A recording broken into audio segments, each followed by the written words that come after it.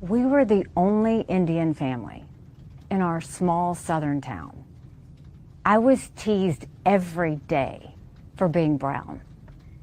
So anyone that wants to question it can go back and look at what I've said on how hard it was to grow up in the Deep South as a brown girl. Anybody can look at my record and see when Walter Scott was shot down by a dirty cop, how I made sure that the Walter Scott family didn't suffer because we put the first body camera bill in the country in place. Anybody can look at the fact that when we had 9 amazing souls die in Mother Emanuel Church, I did something that no Republican or Democrat ever wanted to touch, which was call for the Confederate flag to come down because it would take 2/3 of the House and Senate and was an impossible feat. I don't know what you're implying with that, but what I will tell you is... I just want to pause here for 1 second and ask the same question I asked last night on Twitter, also known as X. What in the name of sweet holy hell is Nikki Haley wearing? Saying that I had black... Sorry. And I don't mean it like in a judgmental way, like to be petty and... I mean, what is she wearing? I thought that she had like missing shoulders and her shoulder skin was all like leathery and flappy until I realized that this is like brown skin-colored shoulder pads. And then I thought that was the same thing on her knees. And then I realized, no, those are actually knee-high boots. I think she's carrying a lot of ammunition in the heels. What is she possibly wearing? But set aside that. That is superficial. We're going to get to the substance of what she said at the intro part here. With that, but what I will tell you is saying that I had black friends is a source of pride. Saying that I had white friends is a source of pride. Ooh. If you want to know what it was like growing up, I was disqualified from a beauty pageant because I wasn't white or black, because they didn't know where to put me. So look, I know. I want evidence. The hardships. I want evidence of that claim. The pain that come with racism. It's the reason that I fight bullies every day when it comes to racism, anti-Semitism, or hate, and I always will. If I didn't mention slavery on that day, it's because that's an automatic. There's always been, the Civil War's always been known about slavery. I just want the beginning. We were the only Indian family in our small southern town. Bamberg, South Carolina. I was teased every day for being brown. I want evidence of this. And I want to highlight just something that I've been, whenever I hear these types of stories to create victimhood, to play into the identity politics that is more prevalent of the left, liberals, Democrats than of the right, Republicans, conservatives. I mean, it's identity politics through and through, but it's so juvenile. Can we accept one thing as a steadfast truth? Everybody was made fun of as a child, pretty much. There were no studs. There were no like The Rock babies who were just studly, godly creatures that nobody could make fun of. And if anybody made fun of them, they'd still make fun of them for being too perfect. The Rock, if he were The Rock as a kid, I'd make fun of him for being too strong, too chiseled, too handsome. Every single human on earth is made fun of as a kid. That's what kids do. And so they'll find something to make fun of you about. They'll make fun of your last name. You know how many people called me like fry fuck? That's what they used to call me as a kid. Oh, hey, make fun of me for being short. Make fun of me for being too strong. To bring that up now in the context of stirring up identity politics. I got plenty of black friends. I got plenty of white friends. Holy crab apples, is it a tactic of the left, unbecoming of public discourse for what we consider to be the conservative populist right. But I want evidence that Nikki Haley was excluded from a beauty pageant because she wasn't white or black. Dude, not to measure skin tones. I get a tan. I'm right up there with Nikki Haley. I've seen some pictures. Yes, she came from a traditional Indian family. And by the way, people out there, Nikki is not a changed name. It's her middle name, and there's nothing, apparently it's totally normal to have Nimrata Nikki Haley. But if you go by Nikki Haley, and you see pictures of her alone as a kid growing up, I mean, people might know you come from an Indian family. People might even make fun of the fact that you come from an Indian family. People, when they realize what we ate at home, tongue. If anybody's never eaten tongue, you see tongue get cooked, you'll make fun of that. Am I going to 20, 30 years down the line chalk that up to anti-Semitism, institutionalized anti-Semitism, because people made fun of the fact that we had matzo balls or gefilte fish, which is disgusting, or tongue? My goodness. What will I have Joe on? Joe is sitting in the backdrop waiting real patient-like. Joe Nierman is coming on. Good Logic, although he doesn't go by the Good Logic anymore on Twitter. He goes by... whatever, he's going to explain himself. If you haven't watched Chris Pavlovsky on Patrick Bet David, go watch it, because Rumble has some... they've announced the big news. They waited for the markets to close to announce some bigger news. By the way, I'm just bringing this up, and then Joe and I are going to come reminisce about, old Jewish cooking. Isn't eating tongue called French kissing? We had a debate with a doctor. I sort of, if she's watching, she's not watching, because I think politically her head would explode if she heard what I have to say. We had a debate. One part of the debate was, when you eat a cow's tongue, can you taste the last thing the cow ate? I was on the no, you can't. What kind of stupid question is that? You've just boiled the tongue, peeled the skin off. You're not tasting what the cow last ate. And this doctor was convinced you could. I guess theoretically it's possible. Okay, people, we start on YouTube, Rumble, and vivabarneslaw.locals.com. Should have made sure that we're live there. We are live on Locals. It looks good. Oh, no, hold on. We're live on Rumble. Do I see my ugly face? Okay, good. I see my ugly face on vivabarneslaw.locals.com. So we're live everywhere. We're going to end on YouTube, 20, 30 minutes in, go over to Rumble. And if Joe's sticking around for an after party, we might have a little exclusive Ask Joe Anything, AJA. Joe, you ready to come in? Booyah. Sir, how goes the battle? Whoa. Okay, That's close. I'm zooming in. I'm going to let you That's talk close. for 2 seconds. right. So tell us what your name Elevator is, pitch. what your channel is. Yeah, elevated pitch while I go to Locals to see if our audios are matched. Hey, my name is Joe Nierman. I have a YouTube channel. Really, I'm going to pitch to you Locals. It's goodlogic.locals.com. I know that Viva basically is the king of Locals. So if you're watching him on Locals, which is where you should be, in that case, I'm going to urge you that you're already acclimated to Locals. Urge you to check out goodlogic.locals.com. And I'm a New York litigator, newly turned member of the press as of today.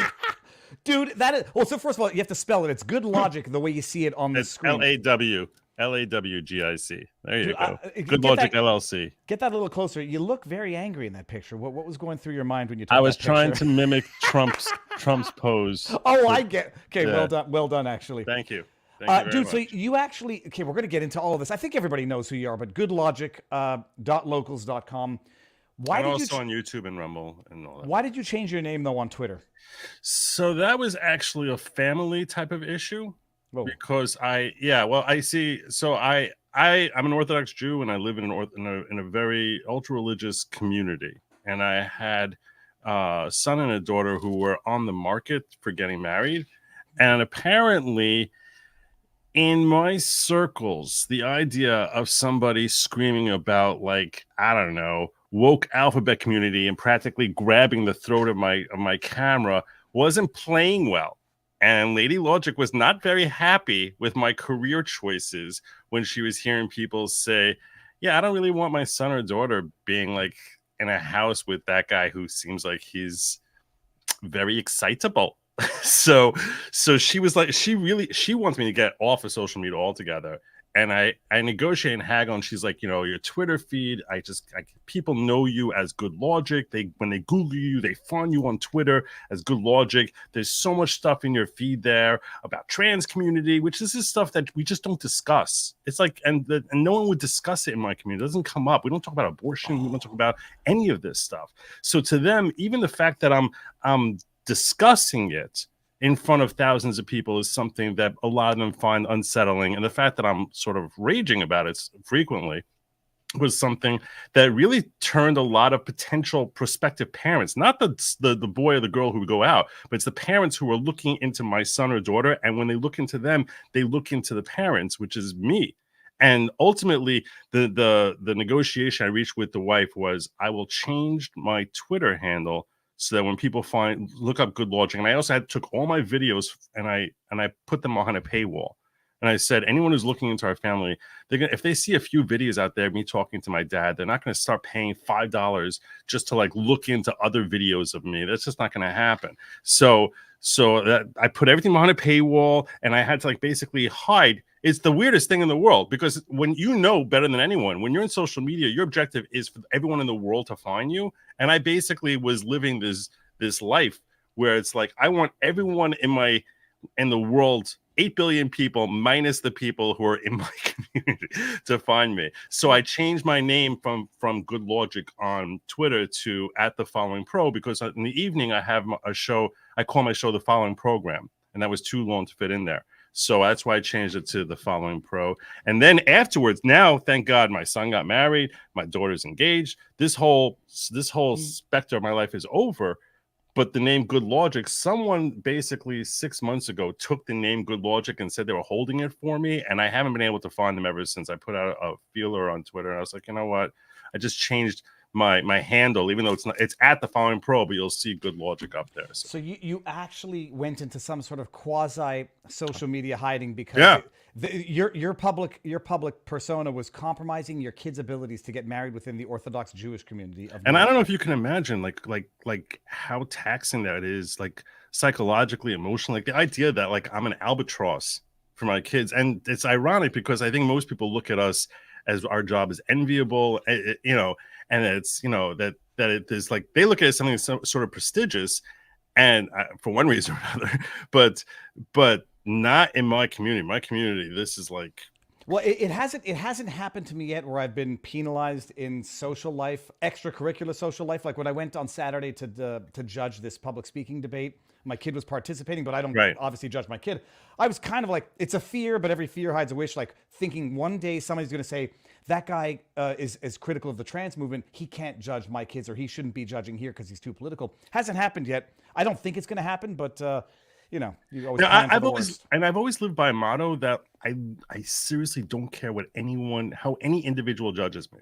Like I was like someone in my community, I was talking with him once, and he was talking about this group of people that he was saying were judgmental. I was like, really? I never noticed that. He's like, because you don't care. You never think about it. Most people care about what other people think of them. And I've never cared. And all of a sudden, for the first time in my life, not because of myself, but because the thought that I'm having a negative impact on my own kids, that's a horrifying feeling. And it's like, it was very depressing, because I was like, I was sort of torn between like, how hard do I want to push my social media presence, and you know, because I want to succeed, but I also don't want to be an albatross. I mean, it was really just like, it was a very difficult period that I went through for like 6 to 9 months.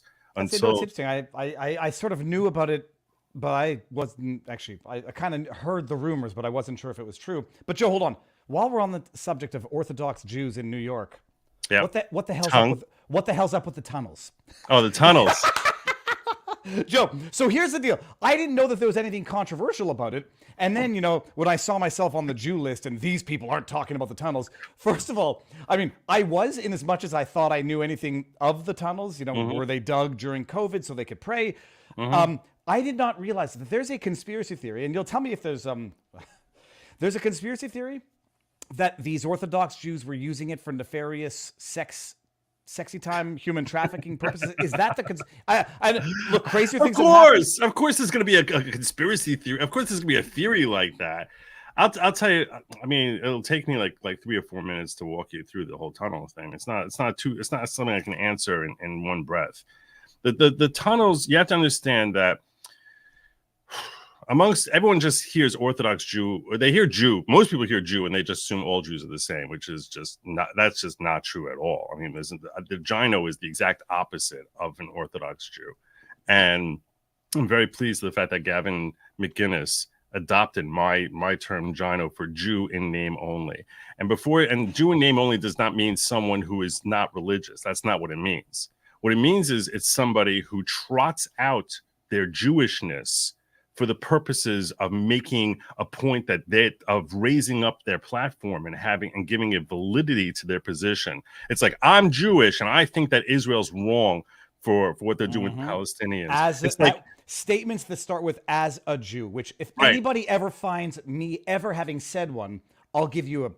I'm sure you never have. Never have. So like, I know you. I know. Look, I understand from all the reports. I've never met you personally, but I wait that day eagerly. But from all reports, you're not at all a religious Jew, and in no way do I think that makes you a Gino, because a Gino proudly declares his Jewish, puts on a super Jew cape like make their point, so that you need to listen to me now because I'm talking to you as a Jew. It's like the guy Berman from MSNBC, when he was talking about Marjorie Taylor Greene with her yellow, saying it's like a yellow star, saying, as a Jew, I'm offended. I was like, who the hell are you? No one would know you're Jewish. No one thinks of you as being a Jew. And it literally is a Jew in name only, because Jews will recognize the last name as being a Jewish name. Like, you know, we could sort of, after a while, they sort of get used to it. So my point is that, so Ginos are very, very different. Then you have your classic irreligious Jews. And the more religious Jews are, the more likely they are to be conservative leaning politically, because the founding values of our family are very consistent, of our country are very consistent with Torah values, which is, you know,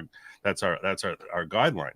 So it's all very consistent with each other. Everything about like respecting people, integrity, you know, working hard, all of these things that, you know, that are foundational to how Judeo-Christians were thinking when they formed this country, are very in line with Torah ideology. So that's why there's a lot of consistency between, you know, the America First people, who you would, the left portrays as being anti-Semitic and, you know, hating anyone who's not, you know, a straight white male, and Jewish ideology, because there's just a lot of overlap there.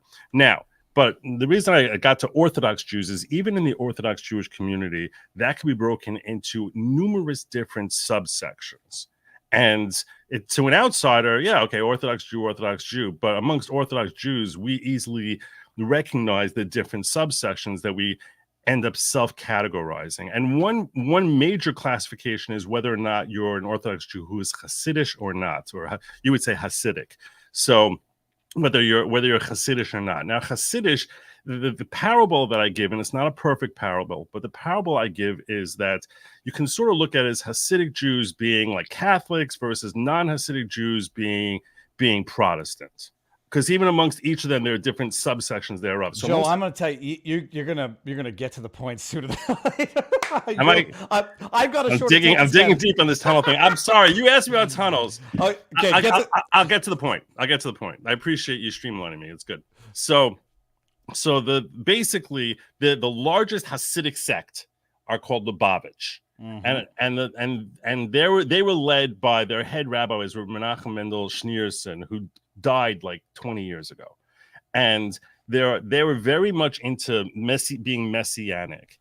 Now, amongst them, after he died, there was a split, because normally there's a scion that takes over, and there was none in this circumstance. And Lubavitch Hasidic is like the largest group of Hasidics in the world. They are everywhere. The ones you're most likely to meet are Lubavitch Hasidic. So amongst them, there's a split where some of the very, very radical, crazy ones believe he's still alive, that he's Messiah, and that he's still alive. They carry around like those little cards with his image on it, right? Yeah, I mean, many Lubavitch do, even the ones who don't think he's alive. But there's a subset of them which think he's alive, and they tend to be very young, unmarried men who basically are between the age of like 15 and 25, and there's a whole group of them.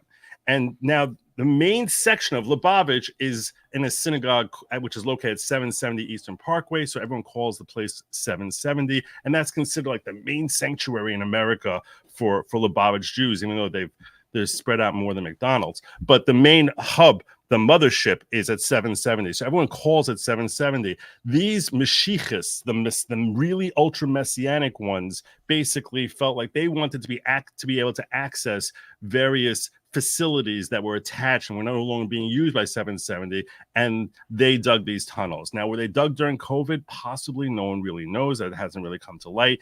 So when they were exposed, the main people from Lubavitch, who were far more normal, were basically like, they dug a tunnel here. This is not safe. We want to fill it with cement. And when they tried filling it with cement, they didn't want to leave. So they basically like, no, we're staying here. So they had to call the NYPD, and that's where you ended up seeing this thing that went viral. That's essentially the mid-sized story. Okay, interesting. My thoughts on that is there's nothing too crazy that I will not entertain as a conspiracy theory. But if one were going to engage in trafficking and all sorts of improper sexual behavior in the sewers of New York, like Ninja Turtles, is not the right way. It's probably not the most practical way to do it. All right, dude, show us your press pass one more time here. Yep. So you got this. This is specifically for covering the Trump trial, or is this good? This is good for everything. I am now a member of the press, just like Rachel Maddow and other noteworthy reporters. Other ginos. Yes. But Yes. I say Rachel Maddow. I don't know if I've ever heard her invoke her Judaism. So, dude, okay, that's amazing. So you're pressed now. We're gonna talk about a few things. They tell me I have to renew this every freaking year. Yeah, I'm so. Every year? I thought it'd be every 2 years, every 5 years, every year. You know, I have to submit 6 videos for them to review, and it takes them like a month to review it. That this is how you get a New York City press pass, is you have to basically do reporting that you upload or a story that you blog or whatever it is, and then share that with the link and put in all your information, obviously, and then share those videos. And then they have to spend time reviewing it. And it has to be sometime done within the past 2 years. And it takes like an hour and a half to basically, you know, put everything together and label it and tell them exactly what it is. So I share with them my Ghislaine Maxwell reporting when I was applying for it, because I was going in and covering the Ghislaine Maxwell trial while it was happening, and I was dropping 2 videos a day, and so I basically link them to 6 of those. But the next time I apply, that's more than 2 years old. I'm gonna have to come up with new stuff to give. Well, you're gonna have the last year's inventory for this. Yeah. I'm gonna bring up just a couple here. Godspeed, Viva. Thank you for all you do to spread the truth. That is from Billy Boy. Thank you very much. Billy Boy. And we got Jeremiah Dick Fitzwell. My brother was 6'3", 220, and built like a Greek god his freshman year. He literally got made fun of for being the outlier. That's not surprising. All right, so tell us, you've been. We're gonna talk Trump. We're gonna talk. I mean, maybe DeSantis. We'll see if there's any hot takes that you might have that we didn't talk about yesterday. And then you got up to speed on what happened in Texas with the SCOTUS. We had 2. Well, it was a short 1-page thing they dropped today. Yeah, one basically. paragraph. It was basically saying that there's no longer an injunction and that Biden can go in there and cut down the razor wire. So I'm gonna probably do maybe a short talkie video from my studio afterwards. Hold on, let me back out so everybody can see this beautiful studio and that chess table right there made by Ginger Ninja. Yeah, so bottom line is it's not a decision on the merits. It doesn't end the underlying dispute. It what does it do? It puts an end to the injunction that was issued by the Court of Appeals in late December, and now it authorizes the border agents to cut the wire, remove it, because it was impeding their ability to do their job in apprehending illegal immigrants, which they're not doing in the first place. Never again do I want to hear that this is a conservative court. Well, because it's ridiculous. I mean, mean, what was it? So because they didn't. This is an interim order, so they didn't motivate the decision. But it was I don't know which circuit it was. Court of Appeal says yes, we're issuing you an injunction, which is going to preclude Border Patrol from cutting down, making sections, removing the razor wire. And the SCOTUS comes in without motivating the decision, says we're vacating that injunction from December. That's what happened? Yeah, which essentially implies that there's a lack of likelihood of success in the merits. When you want an injunction, you have to assert and establish to court satisfaction that there is that there's irreparable harm, which means not financial damage, but that can be recompensed, but there has to be some sort of harm that you can never actually properly assess the financial damage that's being caused. So your classic civil liberties violation, lack of freedom of speech, stuff like that, that's always going to be irreparable harm. And you can see how over here, having an untold number of people streaming across the border is going to satisfy that the damages that flow from that are impossible to assess. That's going to be irreparable harm. Then you have to have balancing of equities. Balancing of equities means which seems more just, which seems fairest as far as this. Now, normally balancing of equities will favor the status quo. That's normally what we start with, that we leave things as they are. And over here, that's essentially what they were looking for is, right, there's barbed wire up there. So until this case is decided, because what the court is essentially deciding is what rules will the two parties operate by while this case is pending. Yeah. That's why they do this. And but the third one is they have to find a likelihood of success on the merits. And what essentially they're saying when they're saying this is the court is leaning towards thinking, we don't think Texas has a right to have unilateral control over this area. And it's very, very disconcerting. It was a 5-4 decision. The 4 justices who dissented were the 3 you expect, which are Alito, Thomas, and Gorsuch. Roberts and Amy Coney Barrett. No, well, those 2. No, I'm saying the 4 that dissented. The three that signed off on taking it down were the 3 liberals plus Roberts and Amy Coney Barrett. The other 4 were Kavanaugh and the 3 most based justices that we have now, which are Thomas, Alito, and Gorsuch. So so they must be thinking that federal law trumps that you have control over the border. and no individual state has a right to assert their unilateral authority over it. You can understand theoretically why that is. Well, I mean, it's the easiest argument to make, is that they're going to say the immigration is federal jurisdiction and not a state right. And they're going to probably also argue that navigability on waters, I don't know if they're going to raise that argument, because the razor wire, I think, is on land and not interfering the flow of the waters. But there was a decision that came out just recently that said that Texas couldn't impede with navigable waters. And there was a lawsuit that that Biden just filed to the effect that this is the exclusive jurisdiction of the federal government. Yep. I mean, I can understand it. It's an institutionalist perspective. Yeah, isn't it? And that's why I always say that's how this court is divided. There's 3 on the left and 3 on the right, and then Barrett, Roberts, and Kavanaugh tend to lean towards strong federal government. That's why we saw that they signed off on extending the certain mandates, even though Kavanaugh said, it's not really constitutional, but it's going for another month, so who cares? It's like they sort of will ignore the Constitution to the extent that they will empower the powers that be. And that's where those 3 tend to fall out. We should not be at all surprised if the federal government wins on this lawsuit because of that. Well, I could steel man that argument and even make it make sense. Yes, someone in the chat is saying immigration was a state issue in the early history of the country. That I don't know. So I mean, I don't know a lot of stuff about American law and history. But I understand the argument that it's a federal jurisdiction, so a state cannot erect its own borders and prevent interstate travel and whatnot. And so this is going to be something analogous to that. And on the merits, they might lose. But then, part of me wants to think that Coney Barrett, Roberts are setting some situation up for an impeachment of Biden, where even the Democrats are going to say, okay, it's federal jurisdiction and you're not doing anything. And worse than that, it looks like you are deliberately allowing an invasion. For what purpose? So maybe this leads to impeachment. Maybe this leads to political consequences where the resolution has to be.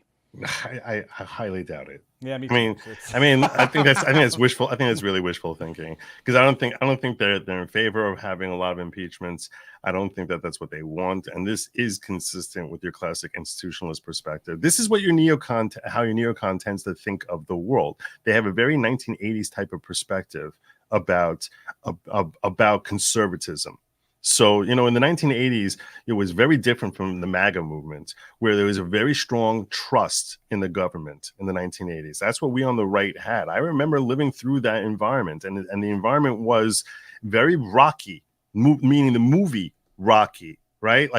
Yeah, America is always perfect. America is always great. Everyone, cartoonishly practically, that Russia is the root of all evil, always will be the root of all evil. They hate children. They hate everyone, and they're terribly evil people. And we have a cartoon, and anyone who's not American, in the movie Thank You for Smoking. So they made a comment about how the only people who smoke at that stage in our culture in a movie would be RAVs, which was an acronym for Russians, Arabs, and villains, and that no one else would be allowed to smoke a cigarette. And that the smoking industry was looking to, get an actual hero smoking a cigarette after engaging in coitus. But it's a true commentary as far as how we sort of looked at those are the bad guys, and America's always good. Our police are always good. We have just blind faith in American institutions. Our education system's the best. Our corporations are the best. We make everything better. We're faster. We're stronger. We win all the Olympics. That America as a hero and a protagonist, purely unadulterated, was the perspective of a 1980s conservative. And now MAGA's perspective is not at all like that. It's wait, there is just rotting corruption everywhere. There's a freaking swamp in Washington, D.C. We know every one of our politicians is out for their own self-interest, to the public's detriment, and just a loathing, constant cynicism of all these institutions, whether it's the education system is trying to poison our kids with DEI or turning them, basically into pink frogs, or whether it's, our health system being corrupted. We question everything now in ways that that Republican Party never did before. But these are old school Republicans, the three in the center. They're Roberts, Kavanaugh, Amy Coney Barrett, and they think like neocons do, like the Fay Rays of the world, Chris Wray's of the world, like your Bob Kemp's of the world, like your Mitt Romney's. That's how they think. And that, yeah, sometimes the other side's going to win, but the other side is not evil. The other side is okay. And that's the uniparty type of perspective. And that's where these three in the middle are going to fall out. And that's why I think we're going to lose on this case. Yeah, I brought up that chat from Donna Rocco. First of all, Don Baca, I understood that you meant they are mooted. Texas will win because the new Texas law does not preclude the federal government from enforcing immigration. I don't think that's, I don't know. I don't think that's the measure. I think it's of the exclusive jurisdiction of the federal, the states don't get to regulate it. But what do I know? All right, now, by the way, we're at 1,220 on YouTube. That number has to go down quickly because we're going over to Rumble, whether you like it or not. Now, I've given the last call, but I'll give the last call a second time. This is the link to Locals. No, this is the link to Rumble. Give me the Rumble link, and I'll add it into my Locals link. Give you the Rumble link. How do I do that? Just copy and paste it into the private chat. Private chat. Here you go. That's Rumble, and I'll give the Locals to the chat one more time. And I see the tips in the chat. So I see the tips in the chat on Locals. We are going to get to all of them guaranteed. So here's a link to Locals and Rumble. The number is still at 1,224 people. So while it just needs to go down once to satisfy my OCD. We're going to talk about the Trump trial, DeSantis, and basically everything. I've got a vlog coming after this. So it's uploading as we speak to Rumble. It has been on our vivabarneslaw.locals.com community all afternoon. So if you were there already, you would have seen it. And it's about the January 6th, and it's funny. Okay, we went under 1,200. Good. Ending on YouTube. I'll put it up tomorrow. Everyone gets the leftovers the next day, but now we're heading on over to the free speech platform, Rumble and Locals. Goodbye, CommieTube.